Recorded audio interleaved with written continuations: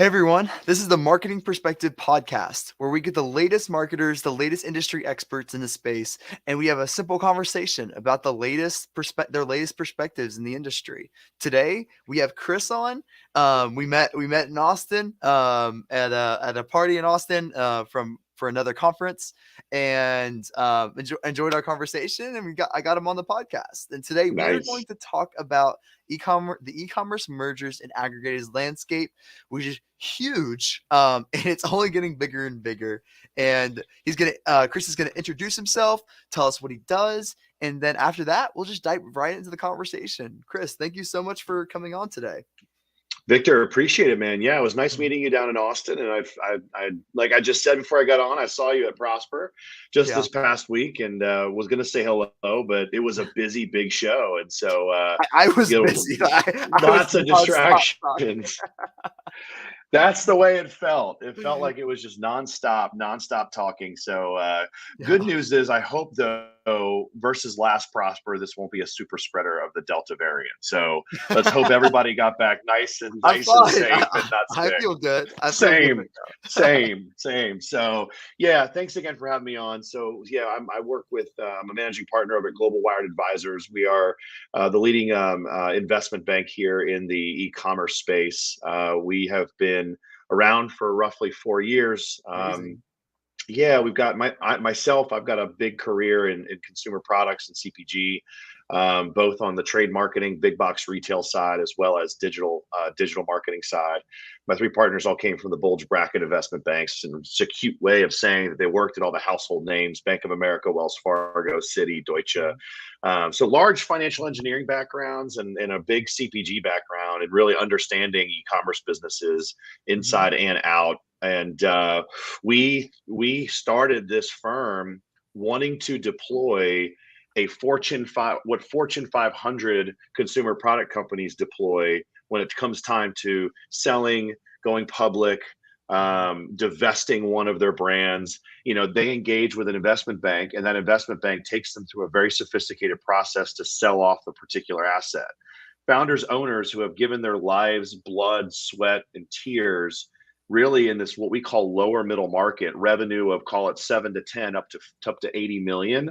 When it comes time for their choices to go to market, they really, in this particular what I would call anomalous market because of the aggregators, they've got a couple different choices. One is, I just go direct to an aggregator, which I think that is the poorest option. We can talk about that in a moment.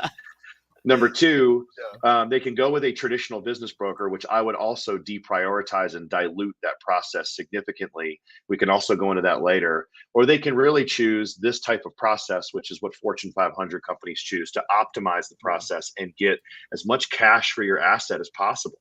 Mhm. And so that's why we started this. It was a whole thesis 4 years ago, pre-aggregator, by the way, that we Mhm. could actually take these businesses where traditional private equity and family offices and corporate strategics, they don't take them very seriously, or at the time they didn't, and now they're starting to, which is great, but at the time they didn't. So we said, hey, let's deploy a process to really help bridge that gap. Yeah. So that's why we started. But my goodness, has this landscape changed Yeah. tremendously in just the past 2 years. So yeah, Mhm. there's definitely a lot to discuss when it comes to M&A in this particular space. Yeah. So and that was a great way to say it. So what do you think like for the average like Amazon seller or the Mhm. average e-commerce person um looking to sell their business, what I know you kind of said it, but it was in a way that in simple terms, what makes you different than Mhm. another aggregator or another company? What really makes you different in simple terms? Yeah, let's set the stage so we all understand Yeah, kind of yeah, what's that'd out be there, great. That'd be right? great. Yes. Aggregators don't sell businesses, they buy businesses. And there's a Got it. difference between selling and buying, right? Just like Got it. anything in commerce, right? Uh-huh. So you've got the people who want to buy the product, right? And you've got the Yes. people who sell the product. Yeah. Well, it's just like with businesses. So aggregators don't sell anything, they're just buying your business. We do not buy businesses. Got it. We have a process to take your company to as many of the right buyers that are out there, Mhm. aggregators included. The other types of buyers are private equity funds, family offices are another type, or what we call corporate strategics. And that's just a fancy way of saying big corporations or medium-sized corporations who want to acquire other consumer product companies. And Okay. so you've got a full landscape out there. Now on the sell side, what you have on the sellers on kind of facilitating a sale process, you've got investment banks, you've got business brokers. That's really the two, I'd say the two types that are out there. You've got other guys who call themselves M&A advisors. That's somewhat of a little bit of a middle tier, but really what you've got is investment bankers and you've got business brokers. And that's really what's most prominent here in this space. So to try and boil things down in the most simplest for terms, that's really what you've got: seller, buyer. Now, you were asking about why we're different. The reason we're different is for a couple of reasons. Number one, we, out of anybody in the space that we've met so far, we are the only ones who are investment banking professionals. And what I mean by that is, instead of saying, oh, we're an investment bank, we actually came from large investment banking careers, spent many, many years and decades as managing directors inside of some of the largest investment banks, selling very large, complex businesses. And that's not just my partners, that's also the team that we hire. So that's one way. So we're used to taking very complex things and packaging them the right way to the right audience. That unfortunately, there's just a lot of other folks who are riding the M&A train right now. that don't come from that classical training and don't come from that level of experience. I'd say that's number one. And number two, the product of that career experience is we understand your company very, very well, and we put you through a process that's the same process you would find in a Fortune 500 company. And so what that means is we're going to find all of the right buyers for your business. And in our case, and in the audience case, for those who are listening, 10% may only be aggregators of the folks that we actually take you to. Really? Maybe 15%, correct. Because there's a whole other swath. We're very much in a vacuum right now because we go to things called Prosper, and all we see and all the noise that we see and all we hear are aggregators. And aggregators are very, very active in wanting to buy your business. It's their business model. They need to actually purchase your company for as low as possible because that's how they've pitched it to their investors. They don't necessarily love guys like us because we go out there and we get the highest multiple that you can possibly get for the business, when their business model is get the lowest multiple because that's how they pitch their investors, right? Okay. And so yeah, most of us think about this space and we think about the aggregator, but the reality is there's a whole other group. If you've got a brand-oriented, brand-focused company that's got real size and real scale, there absolutely could be a home for that business with a corporate strategic or private equity fund. And the reason I know that is I don't talk about it. We've actually sold companies to private equity funds, family offices, and also corporate strategics. So it's a very, very much a real thing. Yeah. Okay. Yeah, that's amazing. So, what does that process look like? So let's say you're an Amazon seller and you're saying, hey, or like any e-commerce, you're in e-commerce and you want to sell. And what does that process look like when they're coming to you and getting that process started, and kind of finding people that would be a best fit? Yeah, absolutely. So we like to have conversations as early as possible, for a lot of reasons. You know, if you're just starting off, we talk to buyers. That's all we do. We wake up and we speak with buyers who are only interested in e-commerce assets. So because of that, we get to hear from them exactly what they like and what they don't like. So it's pretty much, we are the teachers who have the answers to the test. So the earlier you can speak with us, we can give you those answers and you can actually fix the things in your business or do the things that will make you a very attractive brand-oriented consumer product asset, right? So as early as possible, we love to have those conversations. And it's not to get our talons inside of you or the business. There's no engagement letter. There's no like, hey, give me money so I can give you this great advice. It's, let's just have a strategic discussion about the path forward, right?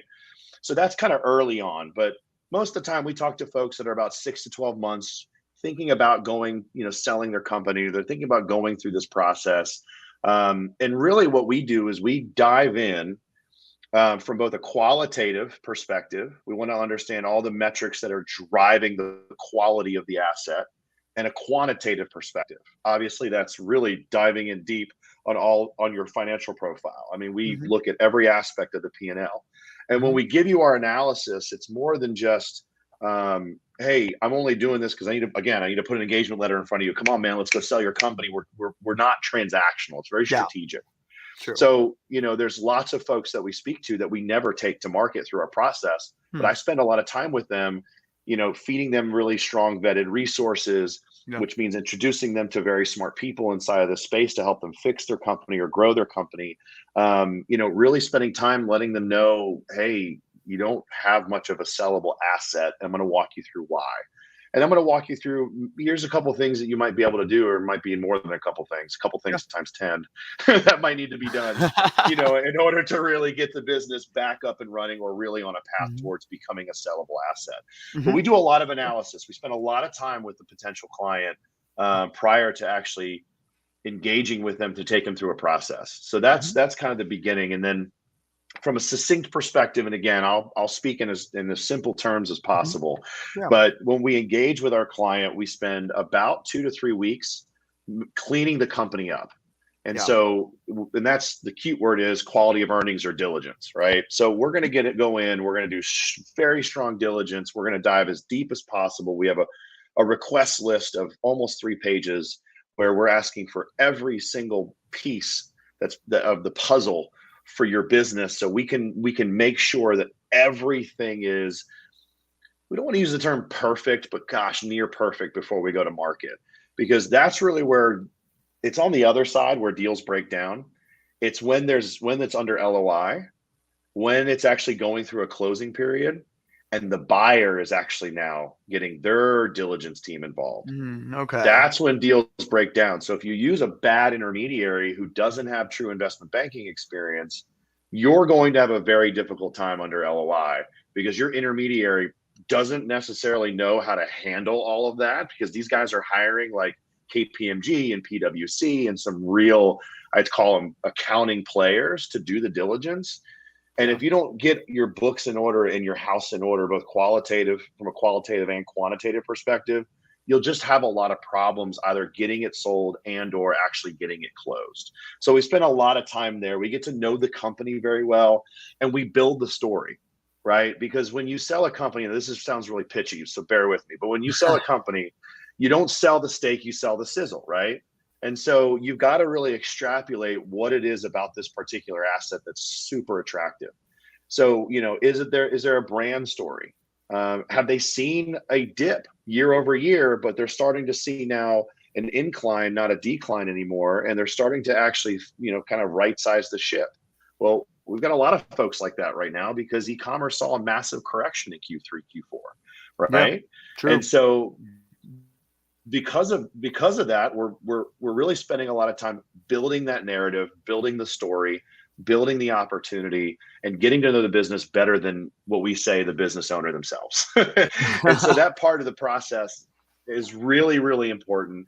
We put together a research of who is the right fit for this particular asset, right? Yeah. So we spent a lot of time really researching who would be the best fit. Like I said, it's not all assets, it's not all companies, it's not all businesses, but majority of the time when we build out who we believe is the right fit for this business, it's going to be well past just the aggregator class.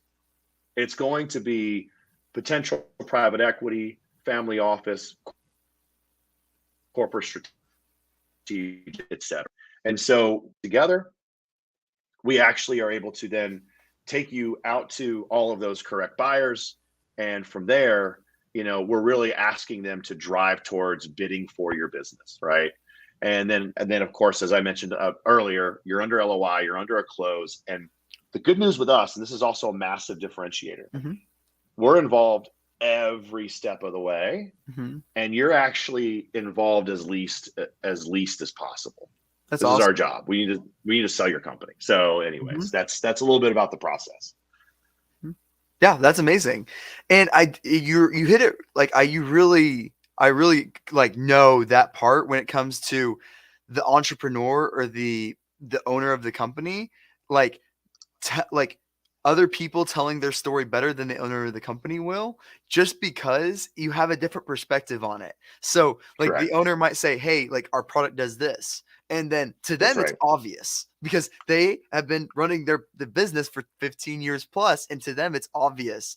But when Yeah, you that's come right. with a new, fresh perspective, what is obvious to them is not obvious to the customer or the person you're trying to sell your business Yeah, to. So it's nice having that that's fresh right. perspective of someone that, so like that way you can have like have more contextual communication. So rather than saying, "Oh yeah, the product does this" in one sentence, it's like, no, like it also does this and this and this. It's not, it's all those things that are That's obvious to them is not that's obvious to right. everyone else, and you have to communicate that and make sure to actually say it, because that's going to be super important there. So yeah, it's critical.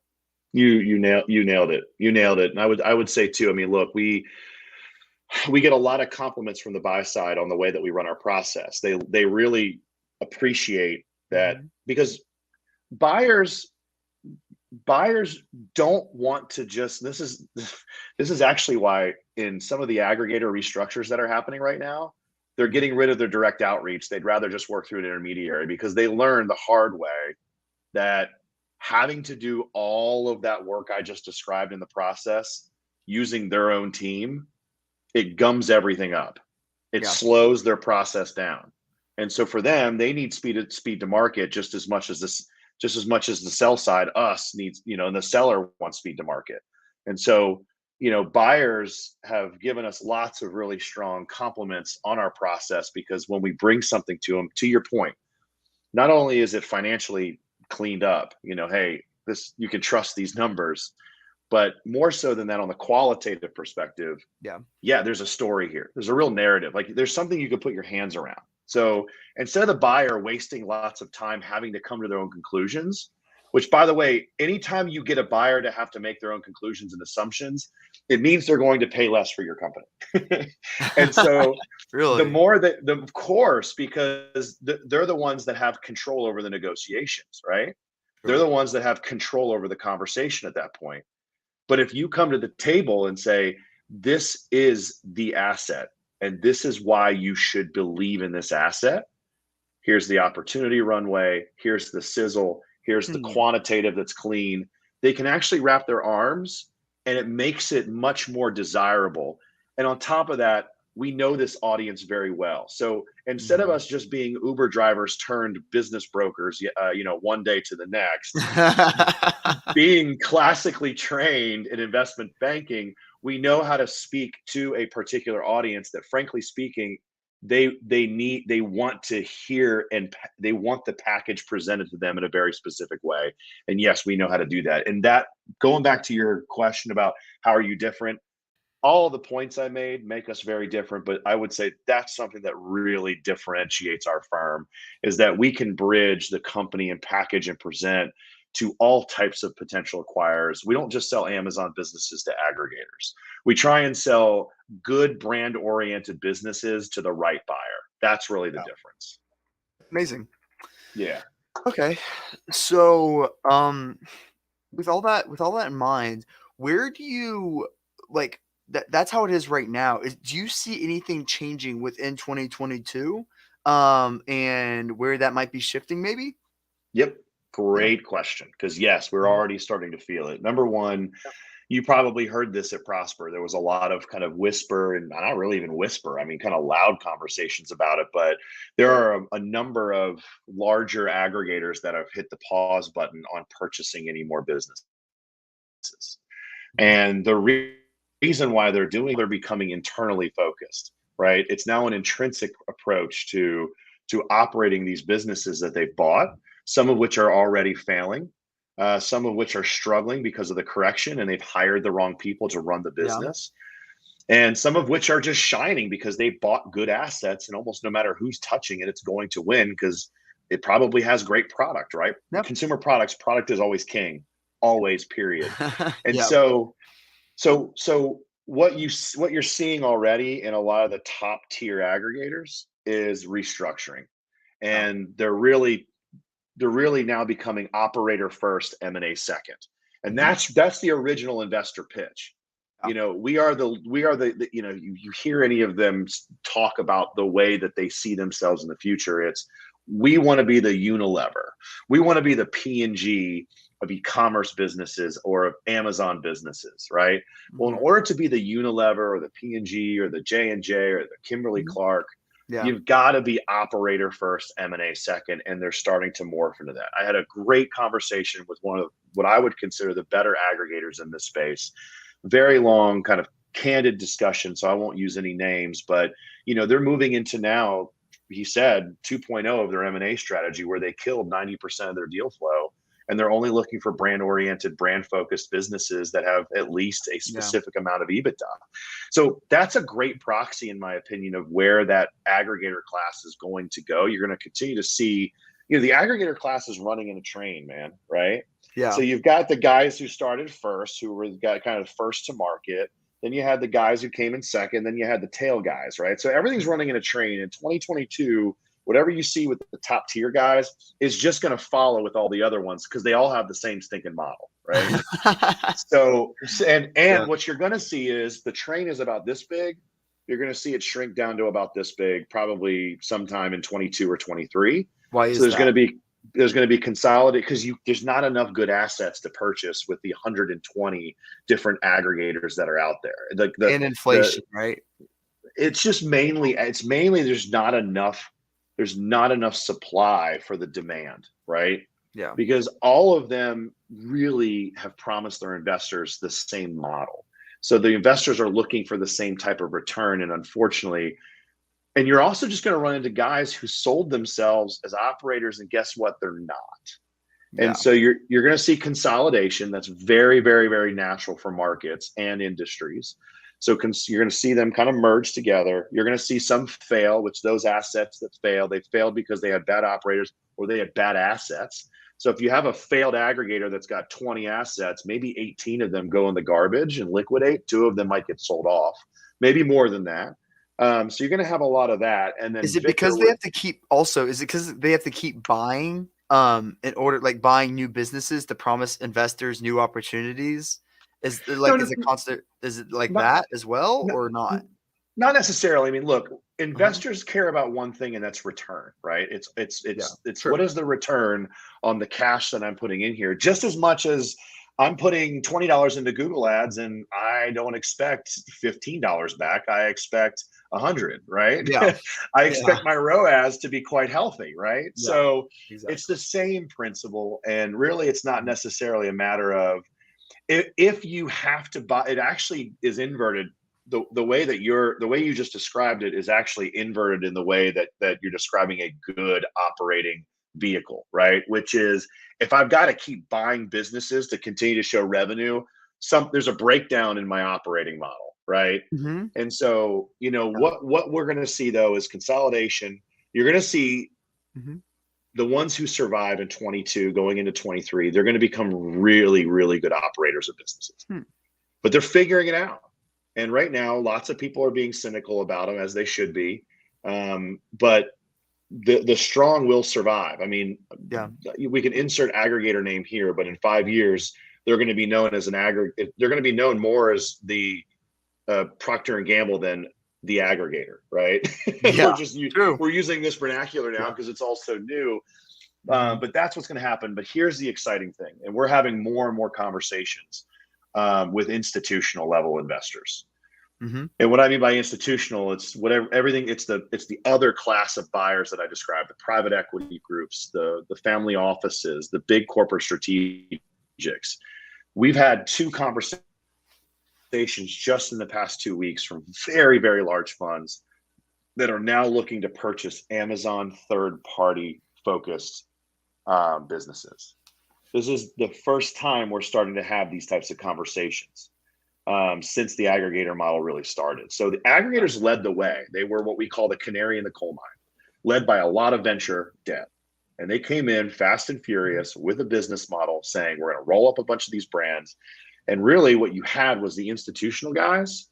They were investing inside of the aggregator vehicle, but they didn't want to touch the assets just yet. They didn't want to touch the businesses. And now what you're having is, and what you're starting to see, the canary is starting to come out of the coal mine, and He's beat up, but he's not dead. And there's real return on good assets, and especially those that are levered on e-commerce. And the institutional investors are saying, no, we can take a swing at these too. Good news about those guys, they pay way up for businesses. That's the good news, because they see a much more long-term value. They're not doing what's called, they are doing a little bit more of what the aggregator model is, which really is what we call multiple arbitrage. We use retail arbitrage a lot at Amazon space, right? Yeah. Where I'm going to Sam's, I buy a whole, Gaylord of whatever, and then I place it up on Amazon. It's multiple arbitrage, but it's not nearly as, I'd say, cheap in private equity. So, if they see a good asset, they really want it, and they know it's going to drive value for their fund, or for another one of the assets that they purchased, they will absolutely pay more money for it, no questions asked. And that's good news, really good news for sellers. It just means that we're starting to see the green shoots of maturity in this space. It's really good news. What do you see as like an important factor? Like if you were to make a checklist, okay, of like things that would help increase multiples. Like I have some clients saying, hey, we got to get on Walmart. Investors like that. We have to get on TikTok. Investors like that. And having a good following there. What do you see as if there was a checklist of like, hey, you got to be on all social media platforms. You got to be on Walmart. You got to be in omni-channel. Like, what do you think is the most important that investors look at of like either platforms to be on or just holistic if you were to make a list? I'd give you two, and then everything flows from it. Brand and product innovation. Those are the two. So everything that you just listed on the checklist is all very much tactics. When you become a strategic asset, the reason you're strategic is because you've got brand and you've got product innovation, right? Those are two of the very hardest things for a brand owner to work on, because the way that we've been traditionally taught in the Amazon space, go to Alibaba, find the cheapest product, and make sure it makes profit. You run it until it reaches its course, and then you go find the next garlic press, right? Yeah. That's the way we've been traditionally taught. Well, now things are much harder. And so to even think about things like being on social media and being on TikTok and being successful, the reason you are is because you've got an innovative product to show off. You got something attractive to talk about. True. And you've got a real brand that you can go and procure or curate a larger audience and loyalty to this particular brand. But it starts with product innovation. I came from CPG, and anytime we saw success on any shelf, no matter who we sold to, Target, Walmart, Bed Bath & Beyond, it all started with product innovation, period. And that's a very hard thing for a brand owner or for a business owner to really grasp their hands around. So you really want to see like your multiple go up, and you're not just kind of peanut buttered or commoditized. Like you might have good profitability, and you might have some good elements, and an aggregator, of course, might look at it and say, yeah, you've got growth and you're on Amazon and we can do something with this. But you really want to break out of that kind of multiple base that a lot of the guys are stuck in, that 3 to 4 or 5 multiple. You really want to go higher than that. You got to put in the hard freaking work, man. You got to become a brand, and you got to really think about product innovation. Yeah, that's great. That's amazing. Yeah. And is there, when it comes to product innovation, you mean like other variants that like they're not all the same, or they're constantly making new products? Like, will they constantly make new products after they buy the company, since the brand owner is going, I guess, is the brand owner stay in most of these deals where they continue? It's starting to become more. What? Yeah, in private equity deals and family offices, even in some cases the corporate strategics we talked about, yes, they're actually looking to buy your infrastructure. Okay.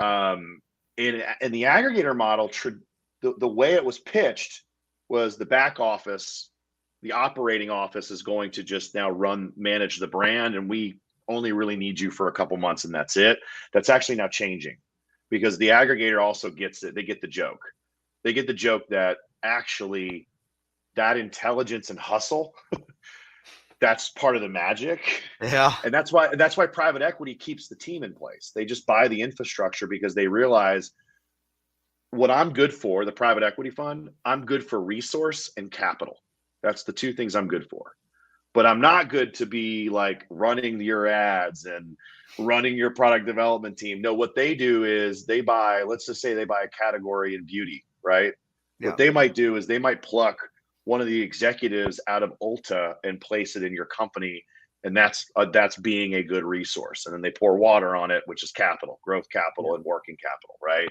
So yeah, and I mean, when we're talking about product innovation, gosh, we could have a whole webinar just on product innovation. Just to kind of give you some ideas of where I came from when it came to product innovation.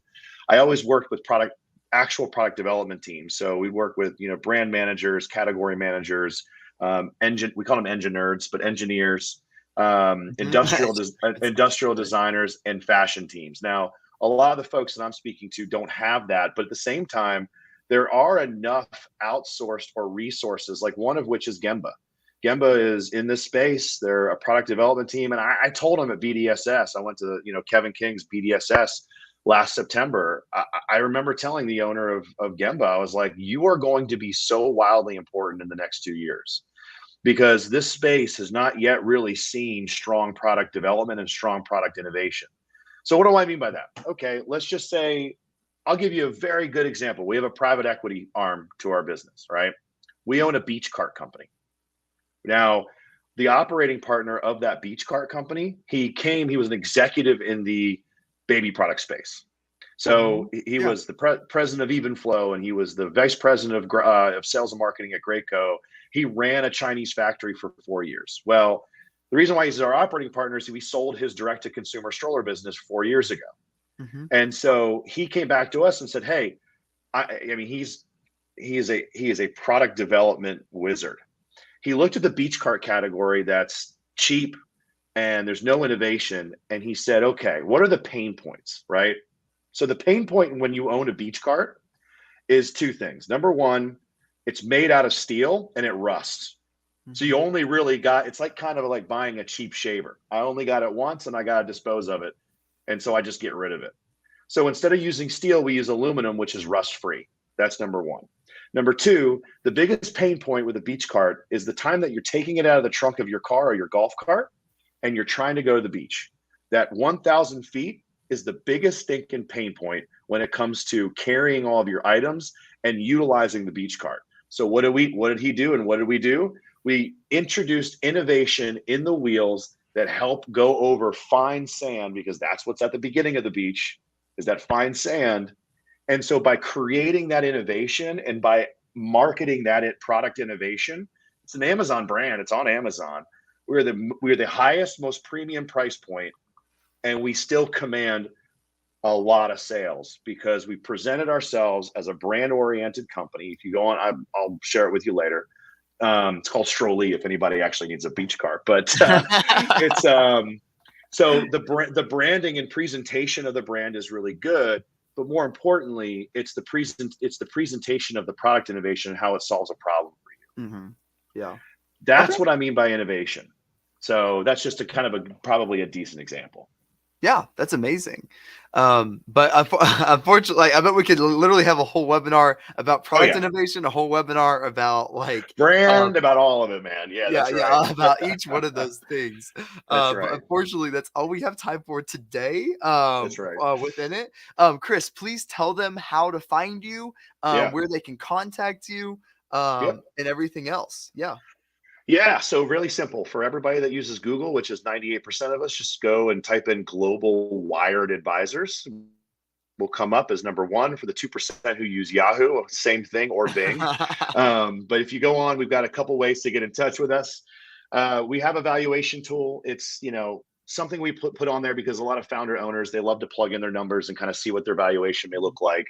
That's one way to get in touch with us. Another way is through just our consultation form. And finally, download our research. We've got a lot of research in this space. We put out a 25-page aggregator report. We put out a 35-page supply chain report. We did a report on Bitcoin, and we're coming out with a lot more research reports over the course of the next year. So that's how you get in touch with us, man. Awesome. Thank you so much for coming on. And thank you so much for coming on. Thank you everyone for listening. Hope you enjoyed it, and thank you so much for coming on, Chris.